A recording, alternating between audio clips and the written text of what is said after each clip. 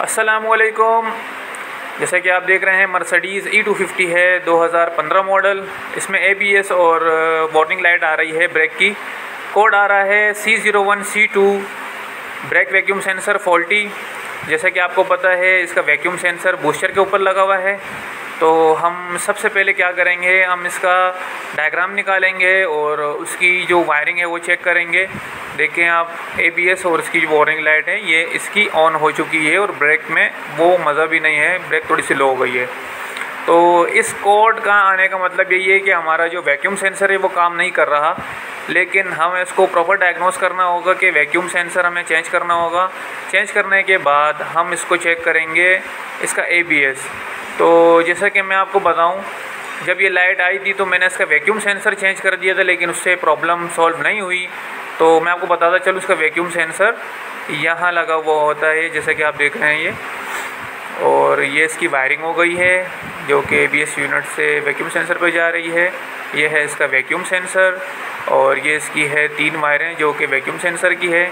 ये है इसका ABS कनेक्टर, ठीक है। ये ABS कनेक्टर के अंदर जो 3 वायरें हैं वो आपके इस ABS कनेक्टर में जा रही होंगी और वही 3 तारें जो ये कम्युनिकेट कर रहा होता है ABS वैक्यूम सेंसर को कि उसके आया वो सही काम कर रहा है या नहीं कर रहा। हमने इसको चेक करके दोबारा लगाया। लगाने के बाद हमारे पास जो लाइट आई वो हमारे पास सिर्फ हैंड ब्रेक वाली आ रही थी। उसके बाद जब हमने कोड चेक किया तो हमारे पास कोड इसका चेंज हुआ, द वैक्यूम सेंसर इस लीक नॉट टाइट, ठीक है। तो उसके बाद थोड़ी देर में सारी लाइटें दोबारा ऑन हो गई। तो जैसा कि आपको पता है, हम डेटा लिस्ट चेक करते हैं। डेटा लिस्ट के अंदर जो हमारे पास वैक्यूम सेंसर का प्रेशर था वो हमारे पास एक कांस्टेंट आ रहा था, अपनी जगह से मूव नहीं हो रहा था। कि जबकि हम ब्रेक पेडल दबाते हैं तो ब्रेक पेडल पे उसे मूव होना चाहिए, उसकी वैल्यूज़ चेंज होना चाहिए, लेकिन वो अपनी पोजीशन पे होल्ड हो चुका था। तो ये देख रहे हैं, मैं उसके ब्रेक अप्लाई कर रहा हूँ, छोड़ रहा हूँ, लेकिन जो उसका प्रेशर है वो वैसे का वैसे ही है। उसके बाद हमने इसका वैक्यूम सेंसर तो चेंज कर चुका था, लेकिन हमने फिर गए इसके ABS पे। अब इसका ABS के अंदर ये पंगा होता है कि इसका मैचिंग नंबर सेम होना चाहिए। तो हमें Q02 जो इसमें गाड़ी में लगा हुआ था तो वो हमें ऐसा मिल नहीं रहा था। तो हमने इसमें अरेंजमेंट करने के बाद हमें इसमें Q01 का ABS मिला। जो हमने Q01 हमने इसमें चेंज किया।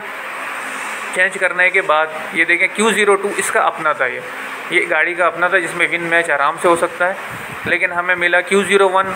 कोई बात नहीं, हमने Q01 इसके अंदर कनेक्ट किया। करने के बाद हमने इसकी ब्लीडिंग वगैरह करी और ब्लीडिंग करने के बाद हमने फिट कर दिया। करने के बाद ये हुआ कि ब्रेक की पोजीशन तो अपनी जगह पे आ गई थी, ब्रेक पेडल अच्छा हो गया था, लेकिन हमने इसका क्या करना है, इसको चेक करना है और उसके बाद हम इसको ओके करेंगे। तो जब हमने इस गाड़ी को चेक किया, गाड़ी का जो ब्रेक पेडल का बिहेवियर तो वो अच्छा हो गया, लेकिन अब मेन जो इशू आता है वो विन मैच का आता है। तो हमने इस मॉडल का विन नंबर इसमें मैच करना है। तो हमें इसकी प्रोग्रामिंग करनी होगी, जिसमें हमारे पास कोड आएगा C0741 का, the VIN storage in control unit electronic stability program. ये हमें इसका विन इसको मैच करना पड़ेगा। तो जैसा कि आपको पता है कि हमारे पास ये लाइट्स ऑन थी, हमने इसकी प्रोग्रामिंग करी। प्रोग्रामिंग करने के बाद हमारे पास सारी लाइटें ऑफ हो गई। अपना ख्याल रखिएगा। अल्लाह हाफिज़।